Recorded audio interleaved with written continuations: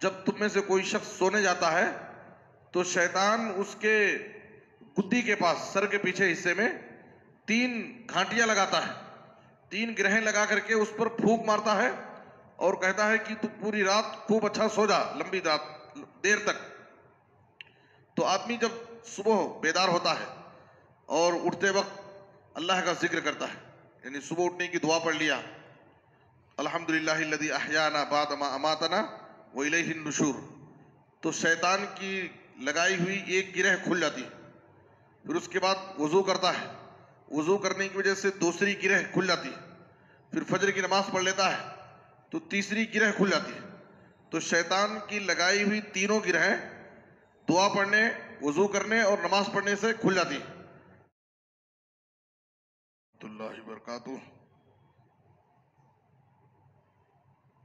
बिस्मिल्लाहिर्रहमानिर्रहीम।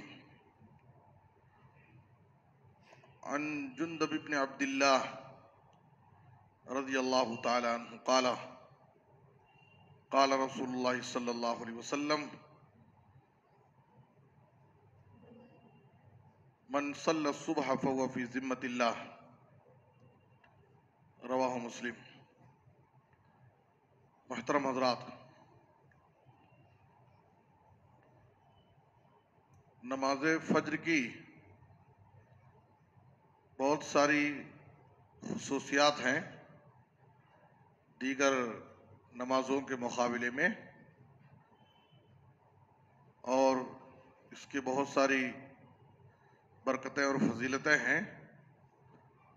चंद खुसूसियात का तज़किरा किया जाएगा।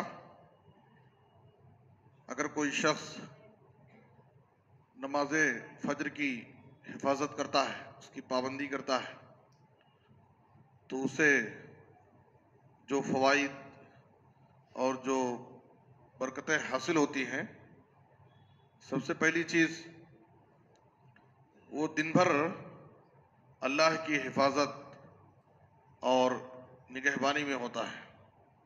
सही मुस्लिम की हदीस में है, नबी सल्लल्लाहु अलैहि वसल्लम ने फरमाया, मन सल्ला सुबह फहुवा फी ज़िम्मतिल्लाह, जो शख्स सुबह की नमाज पढ़ लिया तो अल्लाह की हिफाजत और उसके अहदो पैमान में चला गया।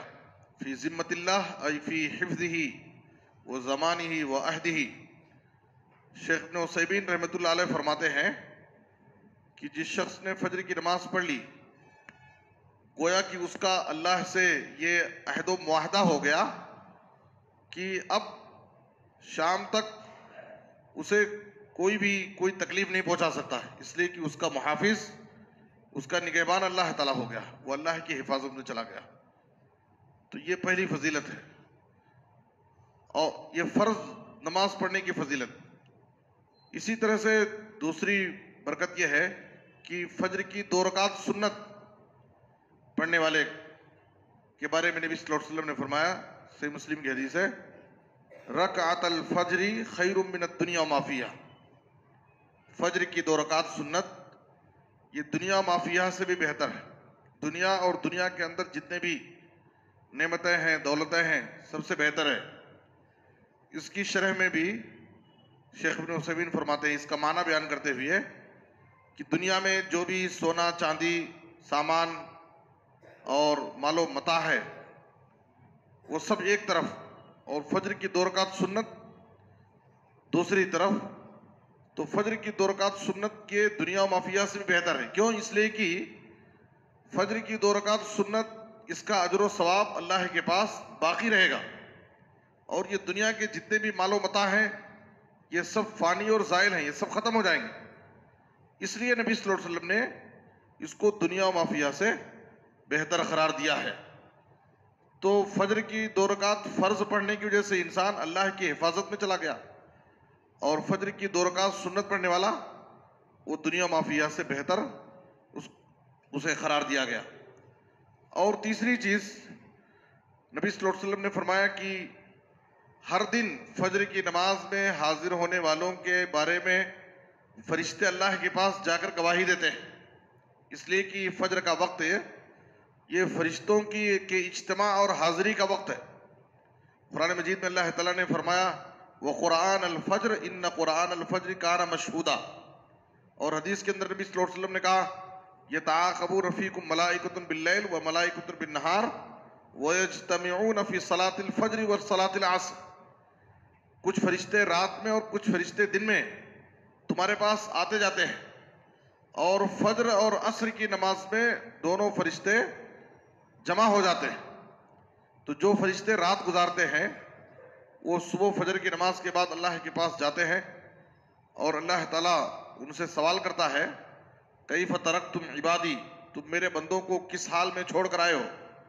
तो फरिश्ते कहते हैं कि तरकनाहुम वहुम युसल्लून व अतैनाहुम वहुम युसल्लून, जब हम उनके पास आए थे तो भी वो नमाज पढ़ रहे थे, और जब उनको छोड़ करके आए तो भी वो नमाज पढ़ रहे थे। तो असर और फजर की नमाज इससे मुराद है। तो ये फरिश्तों की हाजिरी का वक्त है और खैर व बरकत का वक्त है।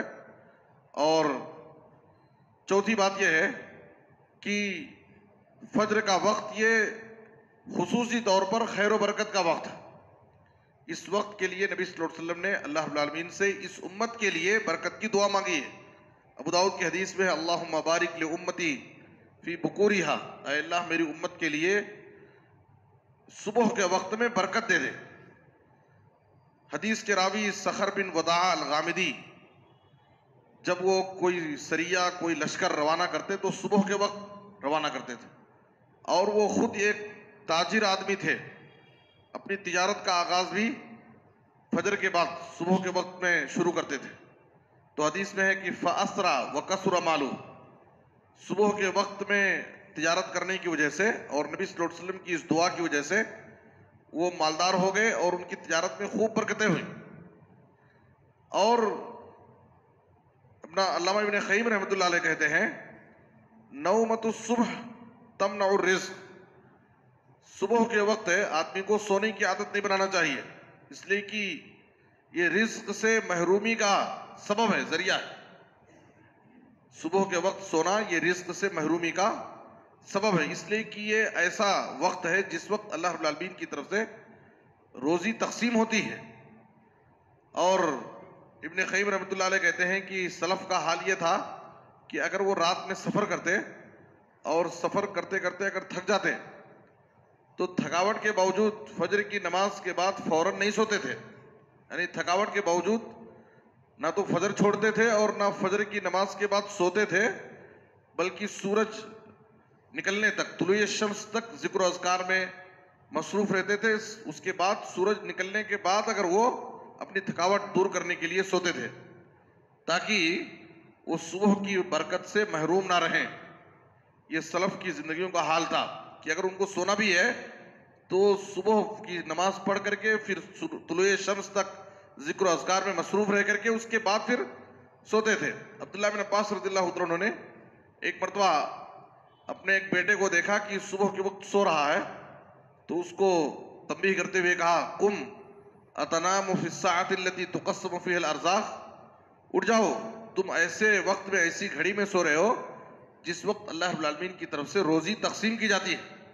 तो सुबह के वक्त सोने की आदत बनाना ये रिज्क से महरूमी का सबब है, इसलिए कि ये खैर व बरकत का वक्त होता है। और पांचवी और आखिरी बात यह है कि सुबह का वक्त है, अगर आदमी अपने सुबह के वक्त की हिफाजत करता है तो गोया कि वो पूरे दिन की हिफाजत कर लिया, और जिसने सुबह के वक्त को ज़ाय कर लिया सो करके तो गोया कि उसने अपने पूरे दिन को ज़ाय कर लिया। और नबी सल्लल्लाहु अलैहि वसल्लम ने कहा, सही बुखारी की हदीस में है याक़िदुश शैतानु अला काफ़ियति रासिकुम अला रासि अहदिकुम इदा हुवा नामा सलासा वक़त, जब तुम में से कोई शख्स सोने जाता है तो शैतान उसके गुद्दी के पास सर के पीछे हिस्से में 3 घाटियां लगाता है, 3 गिरहें लगा करके उस पर फूंक मारता है और कहता है कि तू पूरी रात खूब अच्छा सो जा, लंबी रात देर तक। तो आदमी जब सुबह बेदार होता है और उठते वक्त अल्लाह का जिक्र करता है, यानी सुबह उठने की दुआ पढ़ लिया अल्हम्दुलिल्लाहिल्लज़ी अहयाना बाद मा अमातना व इलैहिन नुशूर, तो शैतान की लगाई हुई एक गिरह खुल जाती है। फिर उसके बाद वज़ू करता है, वज़ू करने की वजह से दूसरी गिरह खुल जाती है। फिर फजर की नमाज पढ़ लेता है तो तीसरी गिरह खुल जाती है। तो शैतान की लगाई हुई तीनों गिरहें दुआ पढ़ने, वजू करने और नमाज पढ़ने से खुल जाती है। हदीस में है, नबी सल्लल्लाहु अलैहि वसल्लम ने कहा, फ़अस्बह नशीतन तय्यबन नफ्स, तो वो आदमी दिन भर नशीत होकर, चुस्त होकर जो भी काम करता है उसका दिलो दिमाग उसमें लगता है, चुस्त होकर नशीत होकर सुबह करता है, हर काम में उसका दिल लगता है, नशीत रहता है। वइल्ला अस्बह खबीसन नफ्स कसलान, और अगर कोई शख्स ये तीन काम नहीं करता है, सुबह के वक्त उठते वक्त दुआ नहीं पढ़ा, वजू नहीं किया और नमाज नहीं पढ़ा, तो शैतान की लगाई हुई तीनों गिरहें वैसे ही बाकी रह जाती और इंसान खबीसुन नफ्स होकर सुबह करता है और दिन भर वो सुस्त रहता है, सुस्ती उस पर तारी होती है और किसी भी काम में उसका दिल नहीं लगता है। तो इसलिए नबी सल्लल्लाहु अलैहि वसल्लम ने कहा कि एक आदमी को, एक मोमिन को अपने सुबह की हिफाजत करना चाहिए।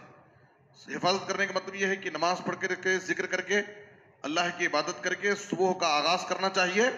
तो जिसने सुबह की हिफाजत कर ली उसने गोया अपने पूरे दिन की हिफाजत कर ली, और जिसने सुबह के वक्त को सो करके ज़ाय कर दिया गोया कि उसने अपने पूरे दिन को ज़ाय कर दिया। तो ये 5 खुसूसियात है जो सुबह के वक्त नमाज फजर की पाबंदी करने वाले को ये 5 बरकतें और खुसूसियतें हासिल होती है। इसलिए हमें चाहिए कि हम इन बरकतों और फजीलतों को हासिल करने की कोशिश करें और इनसे महरूम ना हो। अल्लाह से दुआ है कि अल्लाह ताला हमें नबी सल्लल्लाहु अलैहि वसल्लम की तालीमात पर कमा को अमल करने की तौफीक दे। आमीन। सल्लल्लाहु अला नबीना मुहम्मद व आलिहि व सहबिहि अजमाइन।